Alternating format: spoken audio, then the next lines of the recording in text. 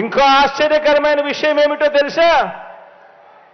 పక్క రాష్ట్రంలో శాశ్వత నివాసం ఉంటూ పక్కవాడు సీఎం కావాలని ఏకంగా పార్టీ పెట్టిన వాడు బహుశా దేశ చరిత్రలో ఎవడో ఉండడు ఈయన తప్ప.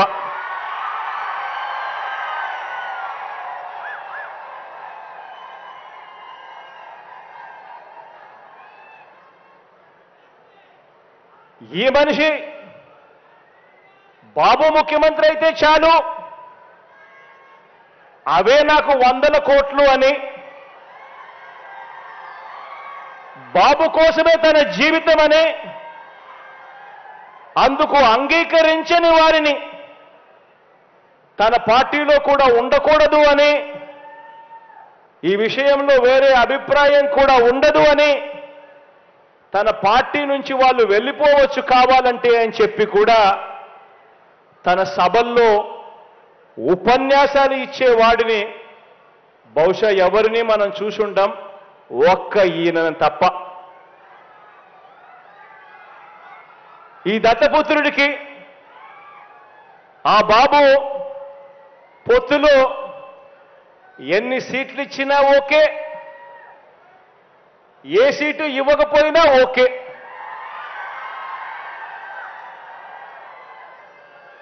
చిత్తం ప్రభు అనే త్యాగాల త్యాగరాజుని మాత్రం ఇప్పుడే ఈ దత్తపుత్రుడిలో మాత్రమే చూస్తాం.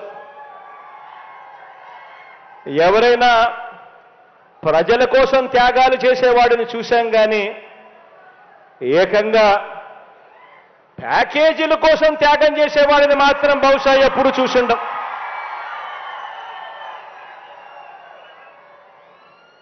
ప్యాకేజీల కోసం తన వారిని త్యాగాలు చేసే ఈ త్యాగాల త్యాగరాజును మాత్రమే చూసుంటాం. మరో విచిత్రం కూడా చెప్పాలి. మరో విచిత్రం ఏమిటనంటే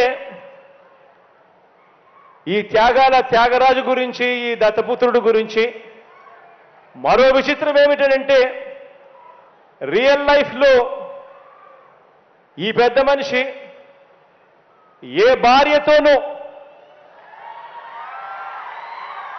ముచ్చటగా కనీసం 3-4 సంవత్సరాలైనా కూడా కాపురం చేసి ఉండడు. ఈ మ్యారేజ్ ఇస్తారు.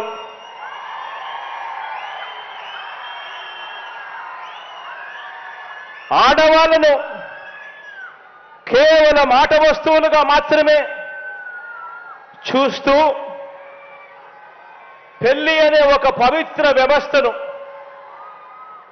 పెళ్లి అనే ఒక పవిత్ర సాంప్రదాయాన్ని మంటగలుపుతూ 4 ఏళ్లకోసారి పెళ్లి చేసుకోవడం, మళ్ళీ విడాకులు ఇచ్చేసేయడం, మళ్ళీ పెళ్లి చేసుకోవడం, మళ్ళీ విడాకులు ఇచ్చేసేయడం,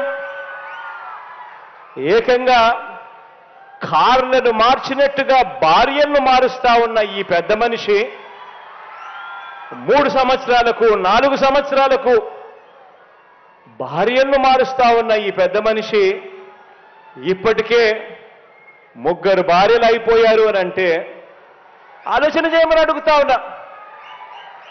ఈరోజు మనమంతా ఉన్నాం. నాకైతే 2 ఆడపిల్లలు ఉన్నారు. మనమంతా కూడా ఆలోచన చేయాలి. మనకు చెల్లెళ్ళు ఉన్నారు, మన ఇళ్లలో ఆడబిడ్డలు ఉన్నారు. ఇలాంటి వాళ్ళు నాయకులు అవుతే, ఇలాంటి వాళ్ళు ముఖ్యమంత్రులు, ఎమ్మెల్యేలు అవుతే, ఇలాంటి వాళ్ళను ఇన్స్పిరేషన్గా తీసుకొని 4 ఏళ్లకొకసారి 3 ఏళ్లకొకసారి ఇదే మాదిరిగా ప్రతి ఒక్కడు కూడా చేయడం మొదలు పెడితే నిజంగా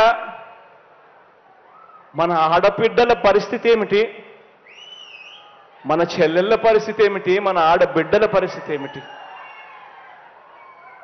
ఇలాంటి పరిస్థితిని, ఇలాంటి కార్యక్రమాలు చేసే ఇలాంటి వారిని సమాజంలో, రాజకీయాలలో ఇలాంటి వారికి కనీసం ఓటు వేయడం కూడా ధర్మమేనా అని చెప్పి కూడా ఆలోచన చేయమని కోరుతా ఉన్నా. ఆలోచన చేయమని అడుగుతా ఉన్నా. ఇలాంటి ఆయనేమో ఏ భార్యతోనూ కనీసం 3-4 సంవత్సరాలైనా కూడా కాపురం చేయలేడు.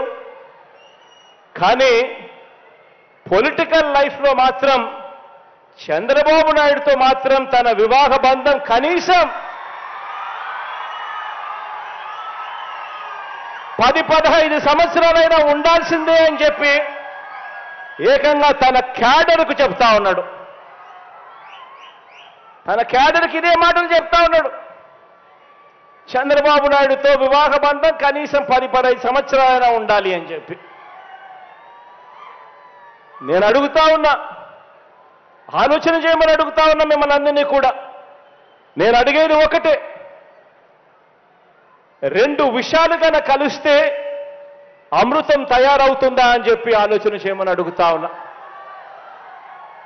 4 వంచకులు కలిస్తే మంది పెరుగుతారు కానీ ప్రజలకు చేసే మంచి పెరుగుతుందా అని చెప్పి నేను అడుగుతా ఉన్నా.